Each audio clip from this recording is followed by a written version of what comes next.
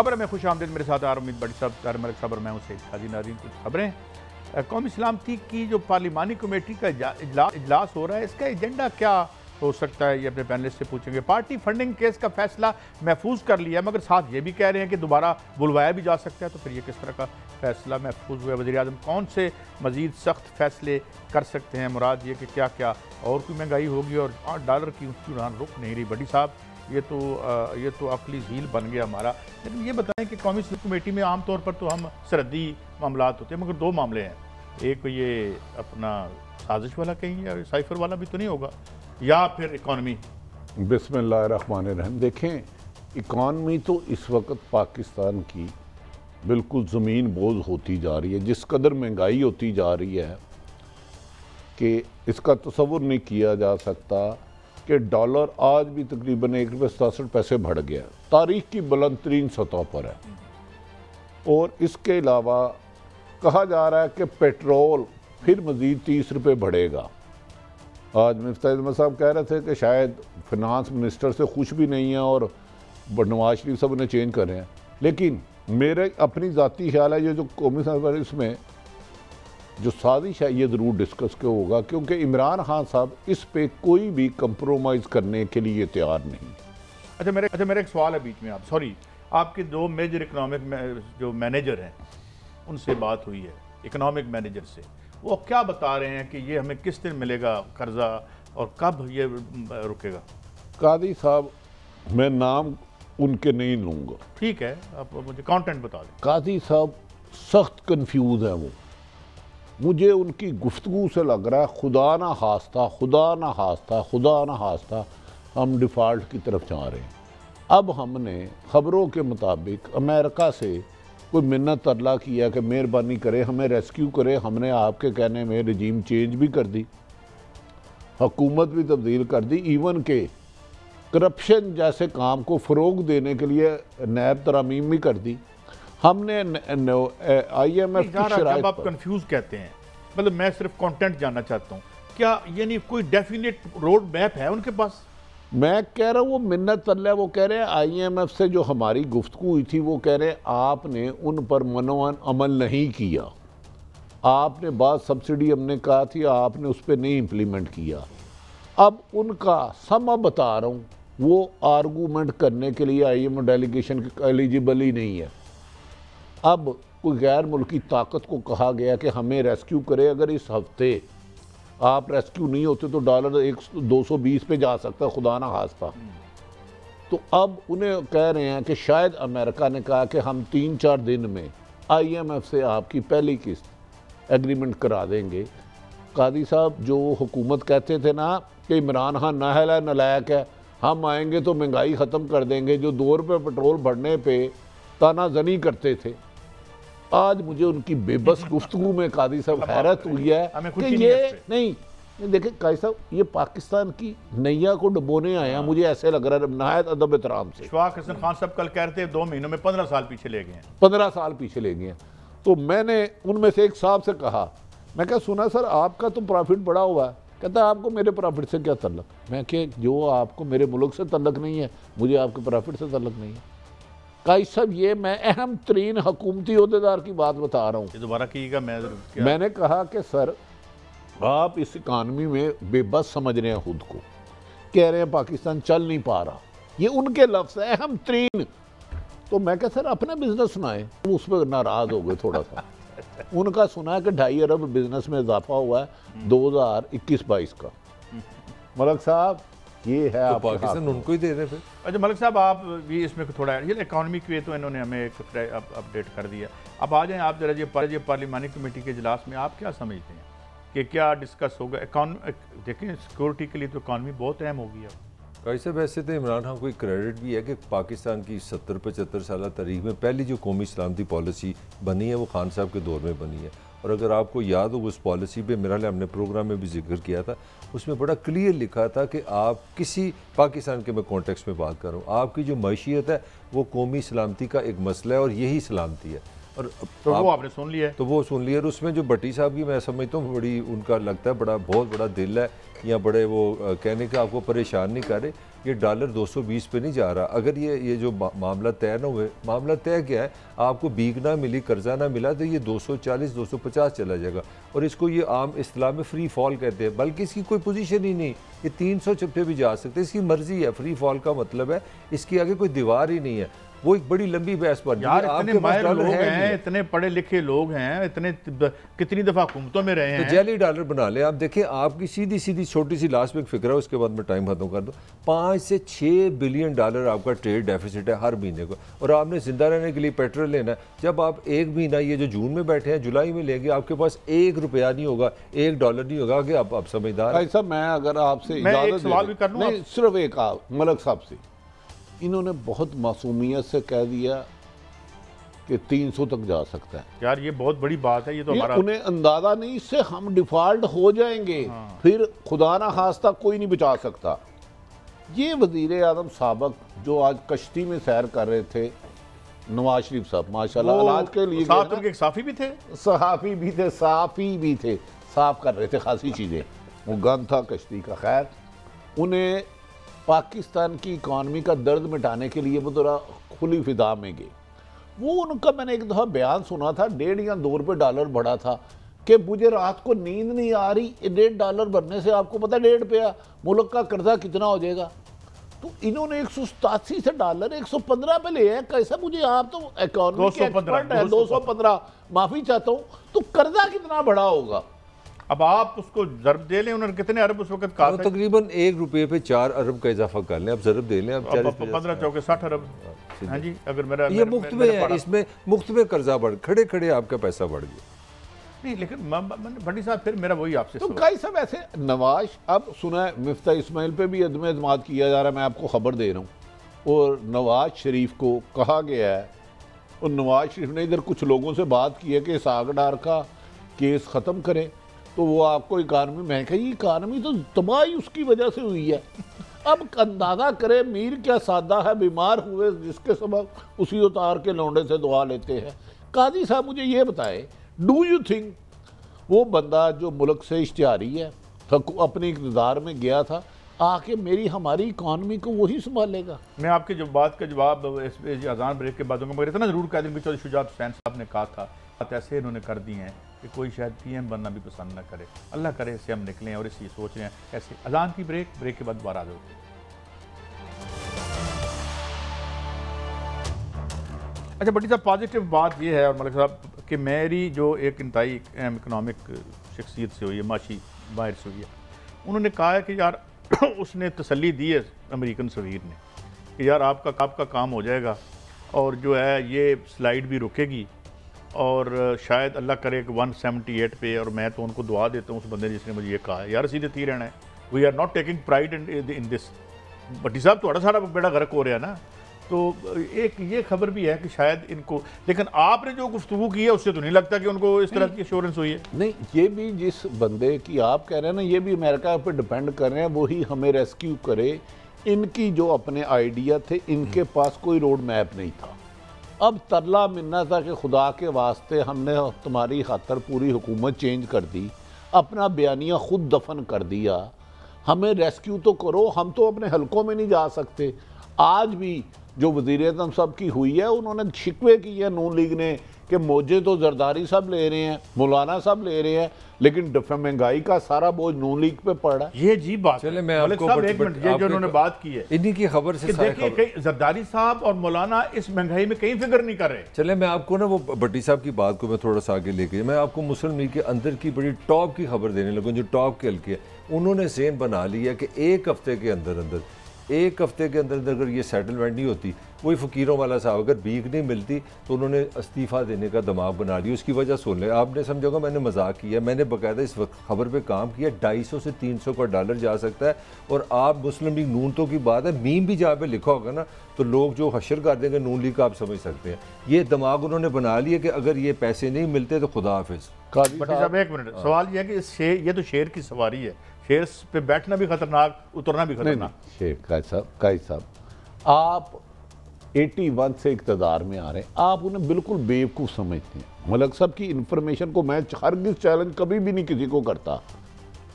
इन्हें नहीं पता था मुल्क की इकानमी क्या है, क्या फ़ायदा क्या हुआ है। आपको पता है आज जो इमरान खान ने कहा है, मेरी अपना तजर्बा सहाफ़त का, हर बुराई की जड़ करप्शन करप्शन करप्शन, चाहे मनी लॉन्ड्रिंग हो, आप करप्शन से बात हैं, आप इंपोर्ट करते हैं, कस्टम वाले को अरब रुपया देते, करोड़ों रुपए रिश्वत देते हैं, मिलावट रिश्वत दे के करते हैं, मनी लॉन्ड्रिंग रिश्वत दे जालसाजी में करते हैं।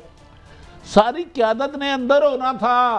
खुरम दस्तगीर साहब ने क्या कहा, काजी साहब आप भोले बादशाह हैं, लेकिन बड़ी साहब डॉलर ये कीमत तो देनी पड़ेगी। अल्लाह ना करे 350 हो जाए, अल्लाह ना करे, इन्हें क्या फ़र्क पड़ेगा ये इन हुक्मरानों को। यार कादी साहब आप नहीं समझ रहे, इस वक्त आपके मुल्क की जिस क़यादत ने 80% गिरफ्तार होना था, अगर 50 या 25 जज से वहाँ तैनात कर दिए जाते, इन्होंने इसलिए लिया है कि महंगाई ख़त्म करनी थी। ये तो 2 रुपये की महंगाई के खिलाफ लॉन्ग मार्च कर रहे थे। 84 रुपये पेट्रोल बढ़ गया, कितने मुस्लिम लीग नून के लोगों ने रिजाइन दी है। डीजल 110 रुपये बढ़ गया, बिजली तकरीबन 17 रुपये बढ़ गई है, और एक रिजाइन आया है कोई नहीं। तो बताएं यार काजी साहब क्यों हो, मलक साहब तो मेरा मजाक उड़ा रहे हैं कि ये और हुकूमत छोड़ेंगे। कल जैसे यूं नवाज शरीफ साहब तशरीफ फरमा है, डू यू थिंक हुकूमत छोड़ने के लिए वो उधर लंदन में मलिक साहब ये तो ठीक कह रहे हैं, उनको क्या दर्द कमाल है यार। वैसे आप भी बड़े मसूब हैं, उनको दर्द नहीं, वो हमारे लिए रखा है। ये जो आज नया शोशा छेड़ दिया ना कि नहीं मिफ्ता साहब आपकी कारदगी सही नहीं। मुझे लगा कि शहबाज शरीफ नॉर्वे में रह रहे थे, पता नहीं था। ये बच्चे को पता है। आप मेरे वीलॉग, एक मक्खी भी नहीं हूँ मैंने अपने वीलॉग में बताया कि आप कहाँ पे जा रहे हैं, डॉलर आपका कहाँ जाएगा, पेट्रोल कहाँ जाएगा, इनको एक एक इंच का पता है। ये बेसिकली स्केप बोर्ड ढूंढ रहे हैं। जो आपके सवाल उसका सिंपल जवाब है, उसका सिंपल जवाब है, आपका फंदा था नैब। आपके साथ एक डील की, इस मुल्क के किसी ने डील की कि काका तुम नैब से जान छुड़ा लो, IMF का मुआहदा तुम कर लो, ये सारा दर्द सर तुम ले लो। ये सीधी सीधी एग्रीमेंट है। अब उन्होंने सोचा कि हमने नैब से काम कर लिया। मुझे मेरा बाप दोनों के सवाल करके मैं छोड़ा। मुझे बताएं इमरान खान को हम नहीं निकालते, चले अमरीका साजिश नहीं करता।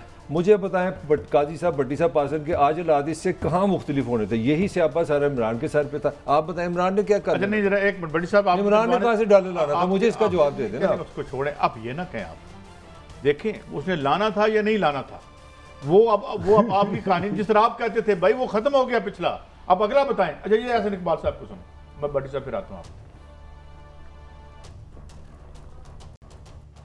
वो ममालिक जो हमसे आगे निकल गए, आखिर उनमें ऐसी क्या बात थी? मैं अक्सर सोशल मीडिया पे चंद फ्रस्ट्रेटेड लोगों के तजिए पढ़ता हूँ। वो ये कहते हैं कि जी पाकिस्तान बड़ा बदनसीब मुल्क है कि पाकिस्तान को वो क़यादत नहीं मिल सकी जो इसको आगे लेकर जाती। क्या बांग्लादेश को कोई ऐसी क़यादत मिली कि जो हमारे से बहुत सुपीरियर थी? क्या भारत को कोई ऐसी क़यादत मिली जो हमसे बहुत ज़्यादा सुपीरियर थी? इसी बर्रे सगीर के हम जैसे ही लोग हैं और कोई उनमें ज़्यादा फ़र्क नहीं है। और मैं आपको ये बात भी दावे से कह सकता हूं कि मैंने इस बात का मुशाहिदा किया है इन ममालिक को देख के कि अगर उन ममालिक में पाकिस्तान से करप्शन ज्यादा नहीं है तो किसी भी लिहाज से कम भी नहीं है, लेकिन इसके बावजूद वो हमें पीछे छोड़ गए हैं। भट्टी साहब मेरा बड़ा सादा सा सवाल है, मैं खुद ठीक ये कहते होंगे, ये कोई 3 दफ़ा की हुकूमत में हिस्सेदार रहे हैं, ज़ियाउल हक की हुकूमत में हिस्सेदार थे, इनकी इंतहाई अल्लाह जन्नत मकानी वालदा अल्लाह ताला उनको गरीक़े रहमत करे, वो भी उनके साथ थी। तो फिर आप उसी हुक्मरान तबके का हिस्सा है ना। कादी साहब इन्होंने मुझे भी गाली दी, कहते हैं अल्लाची वल मुझसे रिश्वत लेने और देने वाला जहन्नमी है। जहन्नमी, उसको जहन्नमी किया गया। हलाल है तो हिसाब है, हराम है तो अज़ाब है। मैं मलक साहब से कहूँगा जब तक इन जैसे सादा और बेवकूफ़ मेरे जैसे हैं, ठग भूखे नहीं मर सकते, ये हुक्मरान नहीं जा सकते। मुझे बताएं आज आप मैं कहता हूँ इस मुल्क के 90% मसाइल सिर्फ और सिर्फ करप्शन की वजह से है। मैं मिसाल दे देता हूँ ना, मैंने को तो हज़ारों स्टोरियाँ की हुई हैं। मैंने अपनी ज़िंदगी का ज़्यादा हिस्सा इन्वेस्टिगेटिव स्टोरियों पे किया है। 8-10 साल पहले, इससे भी ज़्यादा, मतलब एक बंदे ने मशीनरी बाहर से मंगवाई, ठीक, उस पर लग रही थी ड्यूटी 1 करोड़ रुपया, ठीक, उसने 10 लाख रुपया कस्टम वाले को दिया, 10 लाख ड्यूटी लगाई, हुकूमत का 90 लाख मार दिया। दुनिया में कोई ऐसा फ्रॉड बताएं जो करप्शन के बगैर हो सकता है? आप मनी लॉन्ड्रिंग करेंगे, आप 10,000 डॉलर ले जा सकते हैं, आप उधर 20 लाख रिश्वत दें, 2 करोड़ डॉलर ले जाए। आप मिलावट जो करते हैं आप कत्ल जो करते हैं, इनकम टैक्स वाले क्या करते हैं, बिजली चोरी कैसे होती है, 5,000 रुपया मीटर रीडर को दो, 5 AC चलाओ। वो यार ये बंदा करप्शन को डिफेंड कर रहा है। इन्हें कहें इनके घर का ड्राइवर एहसन इकबाल साहब नहायत काबिल एहतराम है मेरे लिए, किसी के घर का ड्राइवर हर महीने उसके सौदे में से वो 10,000 का सौदा मंगाए, 3,000 चोरी कर ले, अगर ये उसको रख ले तो मेरी गर्दन उतार दीजिएगा। ओह, मैं उन डाकू चोरों को मुसल्लत करूँ अपने मुल्क पे जिस पे 32 करोड़ आवाम का बजट है। यार मुझे बताए, करप्शन अगर नहीं है, पुलिस वाला क्या करता है, 50 लाख लेता है, एक बार कमेंट करूंगा आपकी बात से, मैं 200% एग्री हूं, मगर एक बार आपसे इख्तलाफ है। हमारे यहाँ जब करप्शन की बात होती है उसका मतलब सारा सियासतदान पे पड़ता है। मेरी राय सुन ले, बस एक फिक्र, मेरी राय में इस रियासी मशीनरी के अंदर भी उतनी करप्शन है, ये दोनों बराबर का मैच है। आप बोले, मैं अब अर्ज करूं, दुनिया में कोई ऐसी करप्शन हो नहीं सकती जिसमें सरकारी मैंने कब इनकार किया है, मेरी तो बुनियाद सारा सियासतदान नहीं। आप फिर ये आप कह रहे हैं ना, मैं कह रहा हूं कि एक हर अदारा अवाम की बेहतरी के लिए बनाया जाता है। कम तोलो ना, उसका काम है पकड़े, वो जाके उसे मंथली लेता है, फुटपाथ पे रेडी लगा देता है, उसकी रीजन करप्शन है। बिल्कुल ठीक है। एक बंदा मिलावट करता है, होटल पे छापा मारने फूड इंस्पेक्टर जाता है, उसे 50,000 मंथली कर लेता है। वो हर एक ठेका काजी साहब ठहर जाए ना, हेल्थ का बजट है 10 अरब रुपया। काजी साहब मैं आपसे बात करूं, 10 अरब, 20% करप्शन पे पहले आती चले जाता है। कितना गया 10 अरब में से? मेरा साहब हिस्सा ही हो गया, सारी खा रहे हैं। लेकिन यार उधर मोटरवे के ठेके में या हाईवे के ठेके में, सिर्फ मुझे करप्शन से बड़ी गाली कोई नहीं है। माँ की गाली दे दो, मुझे कोई करप्शन कहेगा, मैं कहूंगा मुझे माँ की गाली दे दो, मुझे करप्शन। सही कह रहे हैं आप मलक साहब। एक सड़क हमारे एक दोस्त है, ननकाना बन रही थी, जी, पुरानी हुकूमत थी, वो कारपेट रोड थी, उसने दोबारा उसको ठेका दे दिया। वो DC एक ऑनेस्ट था, उसने कहा जनाब ये क्या कर रहे हैं, अभी तो बनी है। उसने कहा तू मामा लगता है। उसमें 3 अरब का खांचा लगा। अब ये एहसन इकबाल साहब नहीं, काजी साहब आपको दुख नहीं हुआ? एक मिनट। अच्छा, आपकी फैक्ट, आपके घर में कोई रोजाना चोरी करे, करप्शन करे, आप रखेंगे उसको? तो आप कोई कारोबारी आदमी या प्राइम मैनेजर उसको रखेगा जो उसके बजट का 40% चोरी कर जाए? नहीं। अच्छा, मैं आपका जवाब नहीं, आपने बड़ी अहम बात की। हर सेक्रेटरी जो है वो फेडरल सेक्रेटरी जो है वो फेडरल मिनिस्टर के अंडर आता है। सही है। फौज से वजीर दिफा के अंडर आती है।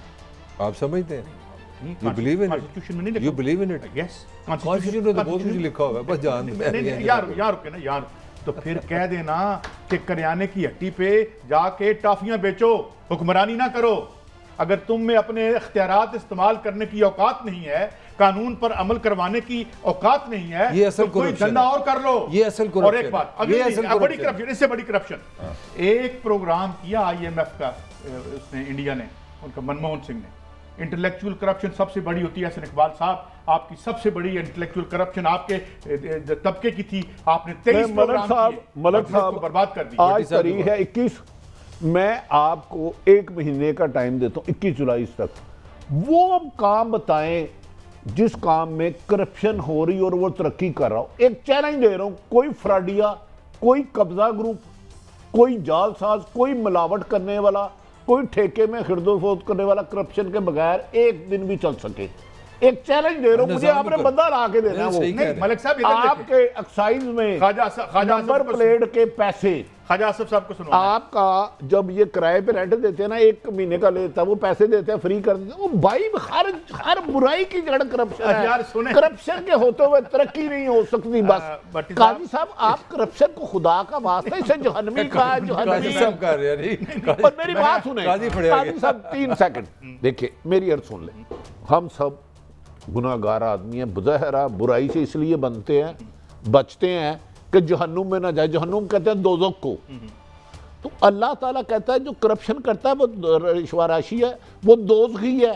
तो ये कह रहे हैं उसमें बरकत है, उससे फर्क ही नहीं पड़ता। बरकत की बात नहीं। मैं एक और बात, ख्वाजा आसिफ साहब को मैंने शॉर्ट सुनवाना है, लेकिन उनका बयान सिर्फ मैं बोलूँगा नहीं, याद दिला देता हूँ कि जब उनके खिलाफ मुबैना उनका इलेक्शन हार रहा था, तो इन्होंने हमारे वजीर दिफा ने कहाँ फ़ोन किया था, मलिक साहब अपनी अपनी अपनी अपनी खिड़की भी खोलें, अपनी अपनी अलमारी भी खोलें और सुने ये क्या कह रहे हैं। बहरहाल ये इस बात पे तो मैं बाद मिलूंगा क्योंकि हमें फवाद चौधरी साहब ने ज्वाइन किया है। Thank you very much Fawad Chaudhry साहब, आपके हमें टाइम देने का। सवाल बस हल्का फुल्का ये बताइए कि अब आपकी जो स्ट्रेटजी है उसमें हम ये देख रहे हैं कि आपने छोटे शहरों में शुरू कर दिया है जो एहतजाज है, और दूसरा मेरा सवाल ये है कि क्या सुना है कि टॉप लेवल पर कुछ राब्ते आपसे हो रहे हैं कि डू यू कंफर्म दैट और रिबट दैट? जी चौधरी साहब। साहब पहली बात तो ये जरा जो आपने ये ख्वाजा आसिफ की जो क्लिप दिखा रहे थे, मैं इस पर बात करना चाहता हूँ। 100% जब आप फेटफ के ऊपर लेजिस्लेशन कर रहे हैं, जब आपकी लेजिस्लेशन ऐसी है जिसमें कि इंटरनेशनल जो हैं वो मामला शामिल हैं, तो उसको जो है वो जो है वो सारे के सारे जो हैं वो यहीं पे उसमें फौज जो है वो शामिल होगी, और फौज नहीं जो है वो उसमें उनका सिक्योरिटी का और उनका ऑपरेटर्स है, उनका काम है करने वाला। ये जो 2 नंबर लोग हैं कि जब बात हो रही हो कि जो जेन्युइन लेजिस्लेशन है उसके ऊपर इनको एतराज है, और जो मामलात हैं कि जहाँ पे इन्वॉल्वमेंट नहीं होनी चाहिए वहाँ पे जाके ये पाँव में लेटे हुए हैं।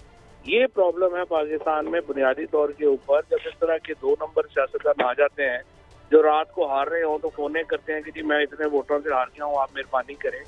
वो प्रॉब्लम है पाकिस्तान का। ये जो फेटफ की लेजिस्लेशन में अगर कोई ISI का ब्रिगेडियर या कर्नल बैठ जाता है वो कोई प्रॉब्लम नहीं है, पूरी दुनिया में मुल्क ऐसे ही चलते हैं।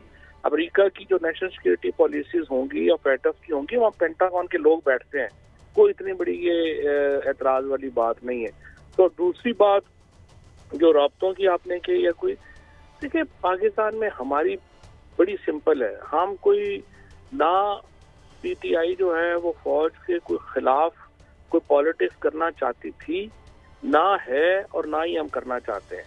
हमारा बड़ा सिंपल जो है वो बात है वो ये है कि हमने जो फौज के साथ अच्छे रिलेशनशिप इसलिए भी रखने हैं, तहरीके इंसाफ मिडिल क्लास की सबसे बड़ी पॉलिटिकल पार्टी है और फौज मिडिल क्लास का सबसे ज्यादा ऑर्गेनाइज्ड ग्रुप है, लिहाजा हमने इनको कोशिश हमारी है कि ये साथ रहे और ये फौज के साथ जो एक तासुर है कि कोई इख्तलाफ हो गए या चीजें हुई वो खत्म हो जाए और हम मिलजुल के आगे बढ़ सकें। अच्छा चौधरी साहब, गुजारिश ये है कि अभी आपने खान साहब के बारे में सुना, मनी लॉन्ड्रिंग के केस आपके मुल्क के वजीर आजम पे है, वजीर आला पंजाब पे है, मनी लॉन्ड्रिंग की वजह से फेटफ में हमारा नाम डला।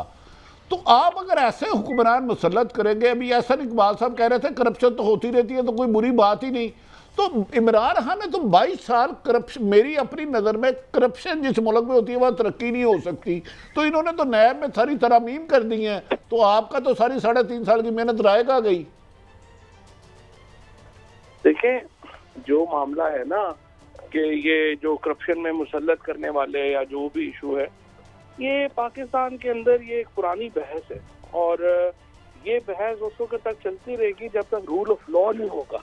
रूल ऑफ लॉ होना जो है वो बड़ा जरूरी है, और जिस तरह से आज भी इमरान खान ने अपनी प्रेस कॉन्फ्रेंस में कहा कि जो फर्क है वो ये है कि हमारे यहाँ अमीर लोगों के लिए कानून और है, गरीब लोगों के लिए कानून और है।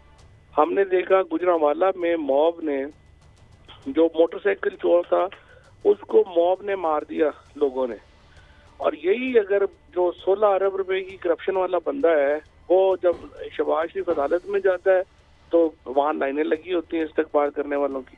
यानी चोरी प्रॉब्लम नहीं है, अगर आप छोटी चोरी करें तो प्रॉब्लम। अच्छा चौधरी साहब, अब आ रहे हैं कि जी ये भी सवाल समझ नहीं आ रहा, 18 से पहले आपका कहना था कि ये हुकूमत जब अपोजिशन में थे कि ये IMF की हुकूमत है, हम आएंगे तो पाकिस्तान ठीक होएगा, फिर आप आ गए, अपोजिशन ने कहना शुरू कर दिया ये IMF के साथ चलेंगे, महंगाई नहीं रुकेगी। अब 2 महीने हो गए, मुझे आप बताएं अगर आपको हुकूमत मिल जाती है, आपकी पार्टी के पास कौन सा ऐसी जादू की छड़ी है कि ये कंडीशन इस तरह नहीं होगी, पेट्रोल महंगा नहीं होगा, डॉलर महंगा नहीं होगा? What plans you have? नहीं, हमने तो कर दिया था, हमने तो जून तक जो है वो तेल और बिजली की कीमत फ्रीज कर दी थी। हमने कहा था ये इससे नहीं बढ़ेगी, और 125 अरब हमें देने पड़े थे, उसके सब्सिडी आपने दी नहीं था, उससे आपने ये किया था ना। हमने क्या किया था, हमने 125 अरब रुपया जो एहसास प्रोग्राम से हमने बाकी प्रोग्रामों से निकाला और हमने 125 अरब रुपए की सब्सिडी दे दी, और जून तक हमने वो फ्रीज कर दिया। जून के बाद हमने कहा कि हम रूस से 30% कम के ऊपर जो है वो हमें तेल मिल जाएगा, लिहाजा हम ये कंटिन्यू कर सकेंगे। इनका तो जो प्रॉब्लम ये हुआ है नहीं, उसमें सॉरी ठहरिए जरा एक सेकंड, वो 30% वो जो रूस की आप बात कर रहे हैं वो रूबल में हमने खरीदना था उनकी करेंसी में। हमारे पास इतने पैसे हैं कि हम 70% वो देते सस्ता भी, कैश इतना डॉलर था, उनसे रूबल लेके उनसे पेट्रोल ले लेते। और अगली कुछ एक्सपर्ट कहते हैं हमारे पास वो फैसिलिटी भी नहीं है उसको साफ करने की। नहीं, कैसे फैसिलिटी नहीं है? अगर श्रीलंका के पास फैसिलिटी है, इंडिया के पास फैसिलिटी है, तो आप क्या कोई अपना टम्बकटू में रह रहे हैं कि आपके पास फैसिलिटी नहीं है? और दूसरी बात यह है कि आपका क्या ख्याल है, पाकिस्तान में जो तेल आ रहा है ये मुफ्त आ रहा है? जाहिर है आप पैसे दे रहे हैं, जाहिर है आप खरीद रहे हैं। आप इस वक्त जो है वो सऊदी अरेबिया से तेल खरीद रहे हैं, आप यूएई से आप स्पॉट पे जो है वो तेल लेते हैं। तो आपने क्या करना था कि आपने एक हिस्सा अपना जो है वो शिफ्ट करना था, जो 30% के ऊपर जो है वो आपको सस्ता जो है वो तेल मिल रहा था। ये तो सिर्फ आपने अपनी जो एक स्ट्रेटेजिक डायनामिक्स है उसकी वजह से आपने जो तेल है वो नहीं खरीदा, अदरवाइज तो आपका कंपल्शन आपको कोई नहीं थी, आज भी कंपल्शन नहीं थी, इन्होंने आके उसको परसू नहीं किया। तो हमने तो एक बड़ी कॉम्प्रिहेंसिव स्ट्रेटजी आपके सामने रख दी थी। इससे पहले भी IMF के साथ तो हम 2 साल से मुआहदे में हैं, तो ये सब कुछ जो ये कर रहे हैं 60 दिनों में, ये पाकिस्तान में इससे पहले तो नहीं हुआ। IMF के साथ मुआहदे तो 2 साल से है ना, पिछले साल ये क्यों नहीं हुआ, इस साल जो है वो ये क्यों नहीं हुआ? और जो ही हुकूमत बदली है उसके बाद जो सारा ये स्लाइड होगी, ये क्यों हो गया?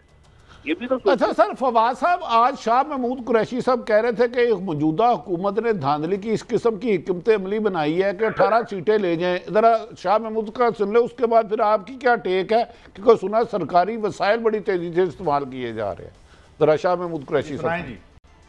जिन उम्मीदवारों को उन्होंने बुला के टिकट दिए, मैं आज मीडिया को गवाह बनाकर कह रहा हूं, उनके कान में उन्होंने कहा घबराइए मत, ये इलेक्शन आपका नहीं है, ये इलेक्शन हमजा का है। हमजा ने अपनी चीफ मिनिस्ट्री को बरकरार रखने के लिए सीटें दिलवानी है, आपको जीतनी नहीं है, दिलवानी है। और आम मार्केट में जो बात गश्त है वो ये है 18 सीटें नून की, 2 सीटें PTI की।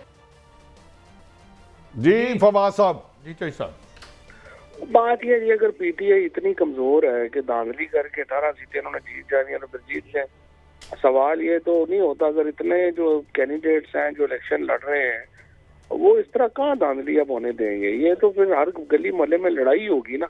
अब ये धांधलियों वाले वो दौरा, ये जरूर है, ये आप जिस तरह आप देखिए मौजूद जतोरिया मुजफ्फरगढ़ से हमारा कैंडिडेट, उस पर पर्चा कर दिया है। हाँ, खालिद गुजर है, उसका पूरा खानदान, उस पर पर्चे कर दिए हैं।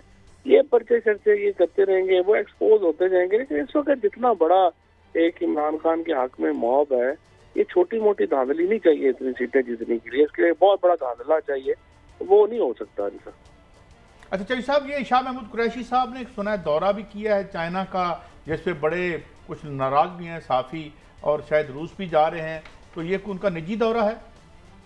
नहीं, तुर्की और चाइना से उन्हें इन्विटेशन आया हुआ, अभी वो गए नहीं है, अभी उन्होंने जाना है, लेकिन उसकी तारीख अभी तक तय नहीं की, वो इलेक्शन आया हुआ है तो उसकी वजह से वो थोड़ा। अच्छा चौधरी साहब ये बताएं, आप फवाद साहब आप स्ट्रीट के लोग हैं, ये क्या आप समझते हैं इस इम्पोर्टेड हुकूमत को जिसकी पुश्तपनाही है, जिस तरह भी ये आई है, क्या इमरान खान तहरीक चला के इनको ख़त्म कर सकते हैं? कोई नए इलेक्शन की तरफ जाया जा सकता है? क्योंकि कहा जाता है कि इन्हें गारंटी दी गई है 1 साल तक आपको नहीं छेड़ा जाएगा। इस बारे में आप दीवार के पीछे भी कभी कभार देखते हैं, सुना है। अच्छा, बात यही है कि इस वक्त जो है वो ये चाहते हैं कि हम 1 साल और रह जाए, और अगर आप प्योर अगर पॉलिटिकल तजिया करें तो 2, 4, 6 महीने ये रह जाए तो इनका अपना ही बेड़ा गर्क हो रहा है, हमें कोई इशू नहीं है। लेकिन मसला इसमें जो दूसरा पहलू ये है कि ये पाकिस्तान को इतना बड़ा नुकसान हो जाएगा कि उसको खड़ा करना मुश्किल हो जाएगा। अब ये आज ये कह रहे हैं कि IMF का मिल जाएगा, लेकिन डॉलर 230 पे चला जाएगा। अब आप मुझे बताएं कि अगर $1 बिलियन या $10 बिलियन या $15 बिलियन आप ले भी लें और डॉलर आपका 225-30 के ऊपर रहना है, तो आपकी एक्सपोर्ट्स जो हैं उसमें आप एनर्जी, आपकी मिलें बंद हो गई, आपका तेल बिजली इतनी महंगी हो गई, आपकी हर इंपोर्ट बंद कर दिया। अब इन्होंने रात को इनके तो जो इकोनॉमिक स्कीमें हैं वही सुन के बंदा हैरान परेशान हो जाता है कि जी चाय जो है वो 1 कप पिया करें और ये बाजार बंद कर दें, लाइटें बंद कर दें। एक तरफ बिजली हमारे पास एक्सेस है, जो बिजली हम बना रहे हैं वो हम कारखानों को पैसे दे ही दे रहे हैं, दूसरी तरफ इन्होंने बाजार बंद कर दिए हैं कि बिजली इस्तेमाल ना हो।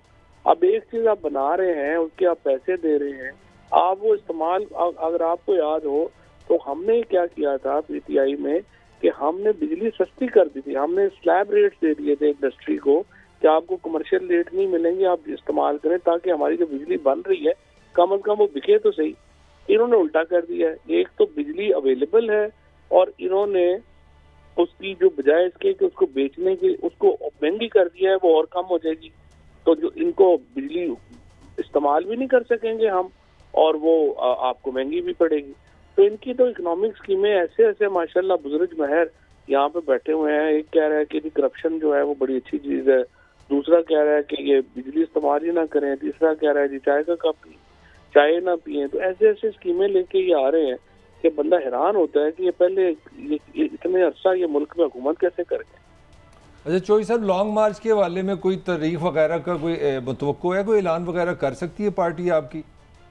ऐसा देखें, बात यह है आप लॉन्ग मार्च में या एहतजाज में पीटीआई को हम क्या ये समझें, दो ही तरीके हैं ना। एक तरीका तो ये है कि आप हुकूमत खुद ही रियलाइज करे कि वो बड़ी इस वक्त पाकिस्तान में पॉलिटिकल स्टेबिलिटी चाहिए और उसके लिए इलेक्शन कराने। दूसरा तरीका ये होगा कि हम जाए पाकिस्तान तरीके इंसाफ के लोगों को आप कहें कि नहीं आप जाके डंडे क्लाशनकोफे पिस्तौलें लेके जाएं और आप जाके कब्जा कर लें। अब दूसरे तरीके में जो जिसको हम कहते हैं कि नहीं इनकलाब ही आना चाहिए, उसमें बड़ा नुकसान है। आपके गली मोहल्लों में लड़ाई होनी है आपके यहाँ इतना, तो वो क्या हमारी सिर्फ कमजोरी इस वक्त जो है वो ये है, इमरान खान तशद्दुद की तरफ नहीं जाना चाहता। इमरान खान चाहता है कि आइन और कानून के दायरे में रह के जद्दोजहद हो। इसको आप पीटीआई की हम कमजोरी समझ लें, इसको हम समझ लें कि ये पीटीआई का प्रॉब्लम है कि जी वो इससे बाहर नहीं निकलना चाह रहे। लेकिन एक वफाकी जमात को आप कितनी देर दीवार से लगाएंगे, इतना तो दीवार से ना लगाए ना कि वो। फवाद साहब, एक इमरान खान साहब का चेयरमैन साहब का सवाल है, वो सुनने आपसे राय देनी है, सुना उनकी जिंदगी को थ्रेट भी है जरा जी। चौधरी साहब, ये कौन मुलव्वस है जो एक पाकिस्तान की सबसे बड़ी जमात है उनके लीडर के लिए खुदा ना खास्ता ऐसी साजिश हो रही है? देखिए ये तो जाहिर है कि अब एक चीज जो है वो पब्लिक नॉलेज में है कि उनकी जान को, इमरान खान की जान को जो है वो खतरा है और उसमें वो कुव्वतें मुलव्वस हैं जो पाकिस्तान को डिस्टेबलाइज करना चाहती हैं। क्योंकि इमरान खान का इस वक्त जो स्टेचर है वो पाकिस्तान के वाहिद इस वक्त कौमी लीडर है, नेशनल लीडर जो पूरे पाकिस्तान का है वो तो इमरान खान ही है। तो इस तरह की जो साजिशें हैं ये पाकिस्तान का दुश्मन ही करेंगे और पाकिस्तान के खिलाफ होंगे, लेकिन इंशाअल्लाह ताला उनके पास इंतजाम जो है वो मुकम्मल है और अच्छे हैं और इंशाअल्लाह कोई ऐसा खतरा नहीं होगा। बहुत शुक्रिया चौधरी साहब, आपने हमें टाइम दिया और बड़ा बातों पर बहुत बड़ी रोशनी उन्होंने डाली। ब्रेक की मैं तरफ जा रहा हूँ, इनकी जो बातें इन पर ज़रा मज़ीद आपसे टेक लेते हैं। एक ब्रेक के बाद हमारे साथ रहिए।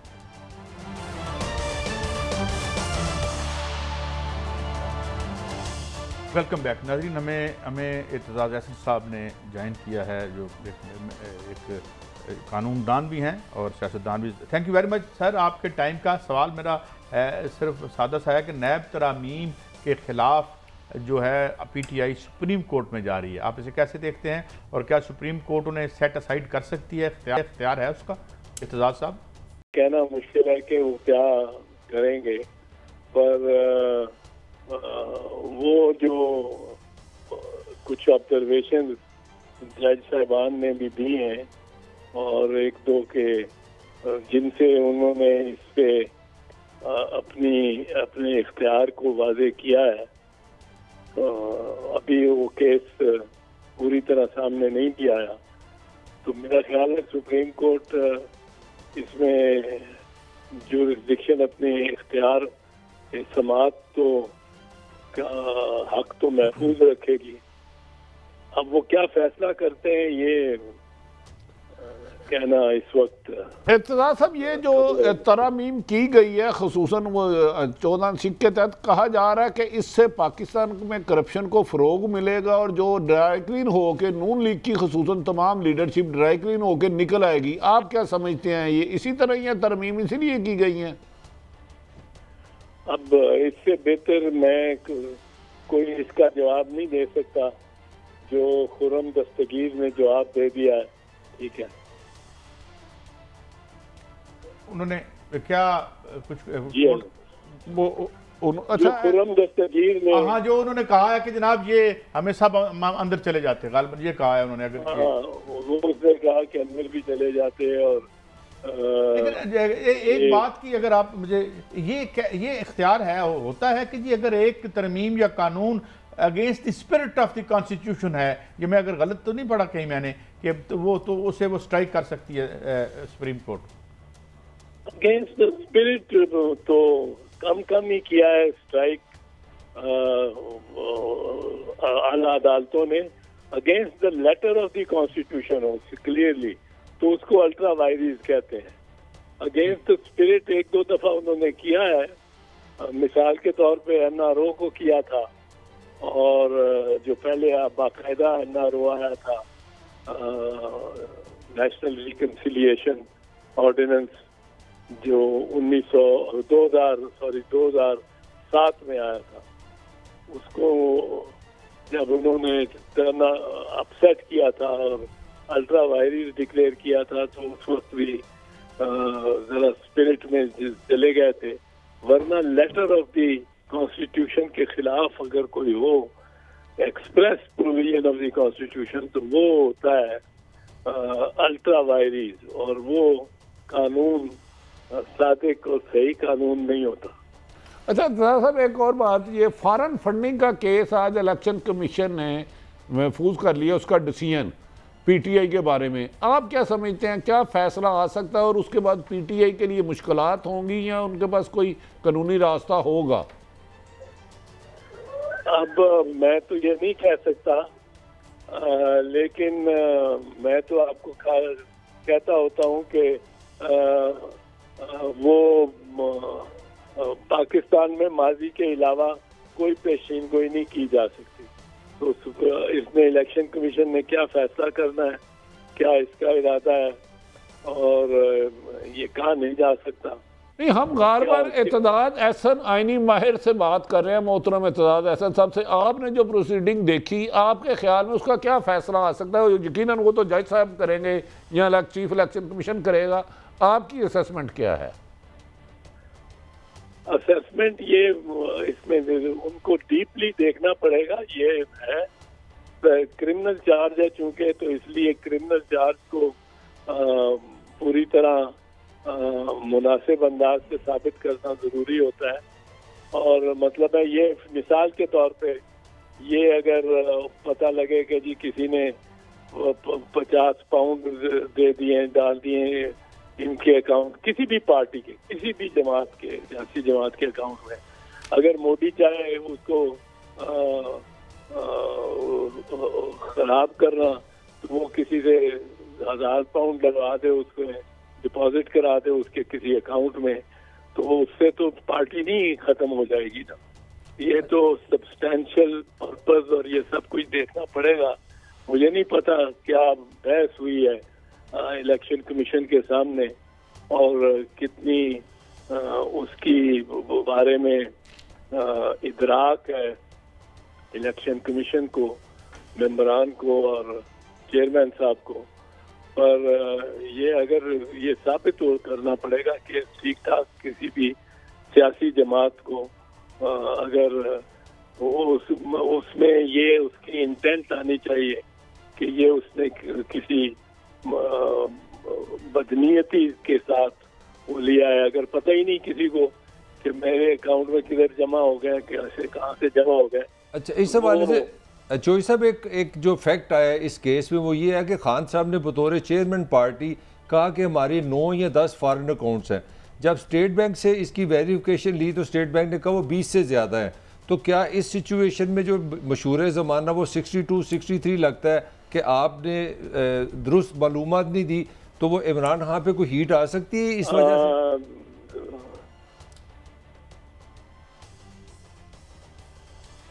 आवाज नहीं आई। मैं रिपीट कर देता हूँ। मैं कह रहा हूँ कि ये जो केस है इसमें जो फैक्ट एक आया था वो ये था कि खान साहब ने बतौर चेयरमैन एक कागज़ दिया था, एक अंडरस्टैंडिंग दी थी कि हमारी पार्टी के 8 या 9 अकाउंट्स हैं, फॉरेन अकाउंट्स जो हैं। मगर जब स्टेट बैंक से तस्दीक ली तो वहाँ से उन्होंने कहा 20 है इस पार्टी के अकाउंट्स। तो खान साहब पे मैं पूछ रहा हूँ कोई हीट तो नहीं आ सकती? 62, 63 लग जाएगा, इन्होंने इंफॉर्मेशन दुरुस्त नहीं दी। नहीं, ये तो पहले साबित करना पड़ेगा ना कि जो दीगर अकाउंट्स हैं वो पार्टी के ही हैं या कुछ किसी जमात के।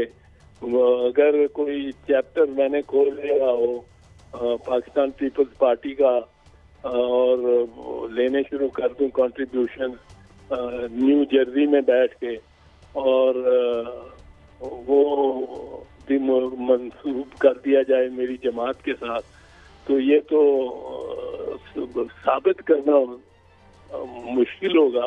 जरूरी नहीं है कि वो साबित हो। उससे ट्रांजैक्शन कैसे हुए हैं, क्या हुए हैं, क्या सेंट्रल सेक्रेटेरिएट के साथ उनका कुछ हुआ है, मिला है कि नहीं मिला, वो क्या उसका रिश्ता और राब्ता है, ये सब चीजें देखेगी इलेक्शन कमीशन। तो वरना तो सियासी जमातें सारी मतलब लड़ती रहे कि अगर बैंक अकाउंट कोई खोल के, कोई पंजाब के चैप्टर ने खोला होगा, कोई सिंध के चैप्टर ने खोला होगा, कराची के चैप्टर ने अलहदा खोला होगा, हर कोई अपनी तंजीम चला रहा है। अब कौन कौन से अकाउंट का पता होना जरूरी है पार्टी को, या तो सारों से लिए हों उन्होंने। अगर उन्होंने सारों से लिए हैं और सारी अपनी पार्टी के कलेक्ट करके बताए हैं, तो फिर उन पे जिम्मेदारी जरूर आएगी।